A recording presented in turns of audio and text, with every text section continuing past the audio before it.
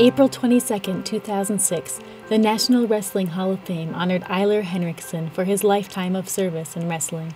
He refereed the Minnesota State High School Wrestling Tournament 18 times, officiated for 30 years, and went undefeated in the 1948 National Olympic Wrestling Tryout. Eiler first wrestled as a freshman at Carleton College in 1939. For me, there was an opportunity to try something completely new that I hadn't heard of before, even that was in wrestling. I was suited to what wrestling required, and that is tremendous conditioning, hour after hour practice, and the patience to go over and over and over something. This attitude is what made him a successful coach at the University of Minnesota and Carleton College. In 1957, his Carleton wrestling team won the Midwest Conference Wrestling Championship, the first time in several years that nationally ranked Cornell College was beaten for the title. Eiler was successful not only in athletics, but also in geology, which he began to study at Carleton College the same year he started wrestling. My assigned advisor was a fellow by the name of Duncan Stewart. An authority in Antarctic petrology, Stewart encouraged Eiler to take a course in geology. So I show up for my first class, and here's the model professor. He is referring to Larry Gould, the chief scientist of the first bird expedition to Antarctica. He put all the emphasis on earthquakes, volcanoes, and glaciers. And he built the rest around it, and it was exciting and wild, you know. Eiler remembers how Larry got him hooked on geology. It was obvious adventurous, and seeing at his house the film that he himself took in Antarctica. Here on the left is Commander Byrd. Then I'm the next one, starting out on a 1,500-mile sledge journey. I wanted to find some sandstone, and I hoped that there might be some coal in it. The day I got into geology changed my life, and I never the same again. Son of Eiler Clarence and Mabel Marie, Eiler grew up on the Iron Range of northern Minnesota. I was born in Crosby. Generally, it's listed as coming from Deerwood. I come from a family of 9 children. In many ways, Eiler takes after his father. He was a soldier in the infantry of the Spanish-American War. He was in the Navy for 15 years. After graduating from college, Eiler went to Marines basic training, then worked for the United States Geological Survey, doing what was considered good, acceptable wartime geology. I was able to hunt down a lot of fuel for the Navy. Eiler also went overseas with the Army. I got sent to Eisenhower's command and was given an assignment to hunt down bodies. They were able to recover and identify about half of the missing bodies. In many cases, the Germans just tore off the dog tags and dumped the bodies. And there's nothing worse than the smell of decaying human body. So if you're making a sacrifice.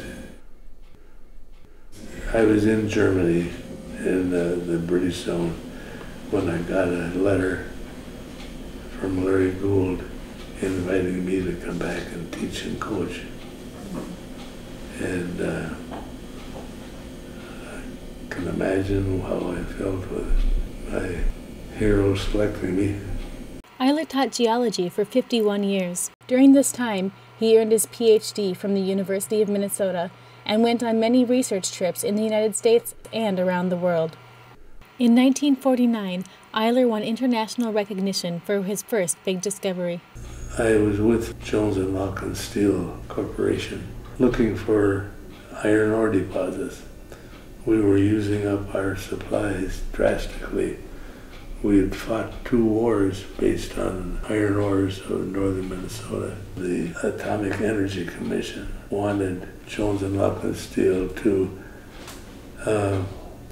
run a survey to see whether there's any chance of getting radioactive material in the United States. This was the time of the Manhattan Project. We combed northern Wisconsin, Michigan, Minnesota, upper New York, part of Canada, and Northwest Territories. In the completely new area in northern Michigan, I went ahead and worked my way down this stream. All at once, it just looked strange to me. And here I am standing on what I suspect might be something of value. Eiler had found uranium in the United States. It was quite an experience. In the summer of 1958, Eiler and a team of geologists set out in search of other deposits of value.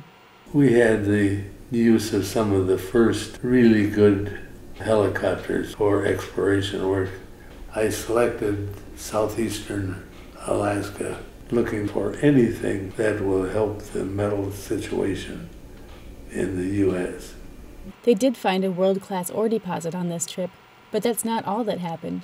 On the morning of July 9th, they were in their ship heading towards Lituya Bay. It felt like a giant hand had taken the plane or the boat and was slamming it against the water. They were experiencing the effects of the magnitude 8.4 Lituya Bay earthquake and resulting tsunami.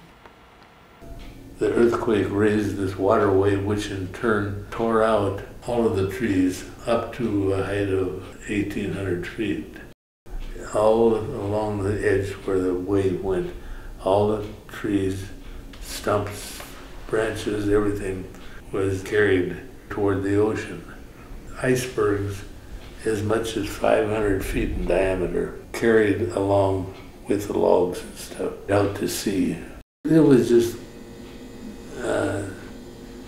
so revealing of the power of the quake. 36 years after the earthquake, Eiler came back to Lituya Bay to see what nature had done to heal itself.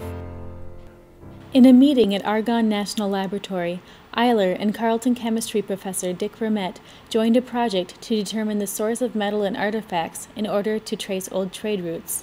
What we're looking for is the early sources of copper, Bronze Age stuff.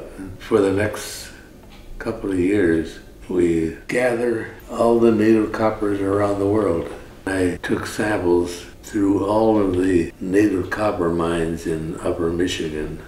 Ended up getting chunks that you could just barely lift. It's an example of something in nature that has been directly important to civilization. It allowed the early peoples to make tools. It would give a whole different standard of living. In 1968, they went to Europe to meet with other geologists interested in this project and the emerging field of geoarchaeology. We were to meet in Czechoslovakia. Things were pretty well affected by the Cold War. We'd hardly got camp set up, and we started hearing powerful airplanes. It was the Russians invading Czechoslovakia.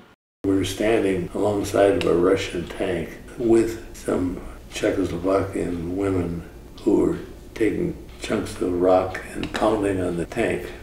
The women would be hanging on the sides of our car. Please, please help us. You're American, you can help us. Pretty feeble feeling, you know. Eiler gained a lot of perspective and grew as a person on the trips throughout his life, a person that his colleagues and family are proud of. Lee Vierling, a former student of Eiler's, is currently compiling stories like these with hopes to write a book about Eiler's life experiences.